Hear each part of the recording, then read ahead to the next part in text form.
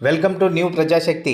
డోన్ పట్టణానికి 13 కిలోమీటర్ల దూరంలో వెలిసిన శ్రీ లక్ష్మీ వెంకటేశ్వర స్వామి సన్నిధి నందు ఈ నెల 27/11/2021 తేదీ శనివారం వనభోజన కార్యక్రమం నిర్వహిస్తున్నట్లు ఆవలదొడ్డి గ్రామ నివాసులు, గ్రామ పెద్దలు తెలిపారు.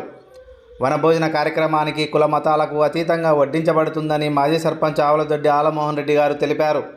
ఈ సందర్భంగా ఆలమోహన్ రెడ్డి గారు మాట్లాడుతూ శ్రీ లక్ష్మీ వెంకటేశ్వర స్వామి పాదసేవ గత 14 సంవత్సరాల నుండి చేస్తున్నట్లు మీడియాకు తెలిపారు.